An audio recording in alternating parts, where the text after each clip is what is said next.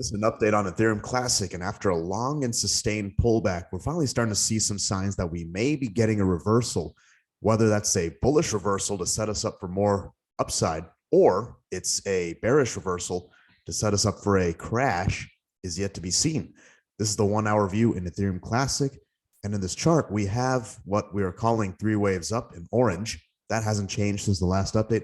However, we've pulled back so sharply that we've overlapped our first wave peak. So this can no longer be considered an impulsive setup. At best, this is a 1, 2, 3, 4 wave diagonal with a higher high to come for the 5th wave. And for that to hold, we need to see more bullish action right away. And we need to break that high that we had on March 29th of 52.42. Once we break that, that'll give us 5 waves up. And it will immediately, it will invalidate the immediate downside set that we do have in place at the moment. After that 5th wave up, I would expect us to have a pretty deep 2nd wave before we see some more bullish action going forward. The alternate is the bearish potential. That is the red pattern. And we actually have very similar setups across all the cryptos in which we can easily count a 1, 2, 3, 4, 5 waves down. It can be counted a couple different ways. Best count would be as a leading diagonal, and that will be your 1st wave down in a larger 5th wave to complete the larger C wave. So that will require us to have a bounce, 38 to 61.8% retrace, although we could retrace as much as all the way up to that green line without invalidating the red. So until we break that green line once again, we can't take the red off the chart. The red does not become official until we break our low of 21.23. Now, Ethereum Classic is a bit unique in that it kind of had 2 lows. It had one on January 22nd, which coincided with the lows that we saw in Bitcoin and Ethereum. And while most altcoins had a secondary low on February 24th, we actually had a higher low in Ethereum Classic, and therefore I'm counting it a little bit differently. It's a 1, 2 with the 3rd wave there. Although you could actually take this small rally here that I was calling the initial 5 wave structure as the actual 1st wave. Either way, we need to see some bullish action right away in order to hold our upside setup alive. Now, before I shift that big picture, if we do end up getting a bounce, you may get a chance to unload some of your holdings. I will very likely be doing that. If we don't see that higher high, be a good gentleman's exit. You can take some chips off the table if you're a little bit more risk averse. What I would expect to see is some kind of an A, B, C pattern into this box, maybe higher. If it's clearly 3 waves and we don't break the green line, expect a sharp pullback to, well, $27 or lower. Again, we don't actually officially make that the official pattern until we cross the $21 mark. And overall, I would expect us to dip somewhere down below the $16 region, as low as $10, even lower than that. So we could see a pretty big spike down. However, again, the key distinguishing factor is that we should see 3 waves up regardless of which pattern we follow. We need to break through that green line. So that red lower low does coincide with what we see in the big picture. This is the 1-day interval logarithmic chart. And while the top of this box does actually fit exactly in what we're seeing on the small picture, and you can clearly see we have a 3 wave structure up. No other way to count it. Very clear 3 waves. And again, very unique within Ethereum Classic. Another thing to point out is that Ethereum Classic has rallied more strongly than pretty much any other crypto, as far as I can tell. So it may actually be ahead of some of the other cryptos. This could be an A wave up, as you see notated in blue, which means we are currently in a B wave dip.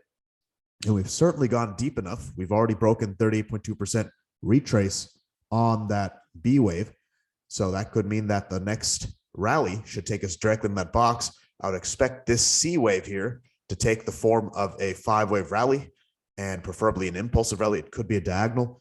That would take us somewhere over $98, maybe even higher. And the reason for this being a 3 wave zigzag is that we are looking at this entire thing as a diagonal rally. In our past few updates, I did highlight that the primary pattern calls for a diagonal rally that started way back in December 2016. So you can count the entire thing as a 1, 2, 3rd wave, each of which can easily be counted as 3 wave structures. Maybe not the 1st wave that looks like a 5 up, 1, 2, 3, 4, 5, but this rally could be counted either way. So if that is the case, our final 5th wave up should take the form of some kind of diagonal, which is what we're looking at here. Be an A, B, possibly a blow off type C wave to finish the big picture. Now, just to reiterate, We do have two bullish patterns here. Purple is primary, green is an impulsive structure. And in order for us to maintain an impulsive outlook, we need to see we need to see 5-wave rally up into this box, first of all, and we need to see a pullback, and we need to see a clear 5-wave rally past the resistance that sits at about 1038, so $1,038. If we see that, that would be a strong indication that we are going to follow the more bullish pattern. Now, going back to that red pattern, again, you have a chance to get out. There's going to be a lot of, there's a clear parameter in the sand. Once again, this is showing that we have our cutoff right around the $21 mark, as I mentioned earlier, 21.23. If we break that, then we are very likely falling down to $14 or lower, as low as $7.45. And when we look at our big picture proportions, that's about what we'd expect. So at least $14.25, or at most, it could extend as far down as right around $5, 1.61 extension, although I can't see us going that low that quickly. That would actually make for a much more complete looking second wave, and it would be of even more sufficient depth, although we've already gotten enough depth for this to be complete already. Although I still do lean bullish, so by no means am I making the red bearish pattern my primary. We still have our MACD divergence in place, but as I mentioned, we have our clear lines in the sand. If we do break those numbers, or if we go the other way, if we do break that green line above $52 or so, then red invalidates right away. I'd have an alternate bearish pattern in place, because you always want to have those patterns, always have at least one or two alternate patterns. So just because that red invalidates the immediate red downside doesn't mean we couldn't have a different red setup. So we're not out of the woods, but I do have reason to be optimistic. The equities are seeing quite a bounce today, as you can see. About a 1.3% day. And so far, we've been more or less seeing a correlation between equities and cryptos, especially in the bullish structure, being a three-wave diagonal up with a very deep fourth wave. So I'm going to have plenty more updates coming our way. Don't forget to subscribe so that you don't miss those. And if you enjoyed my video, don't forget to give me a like. Till next time, thank you for watching and happy trading.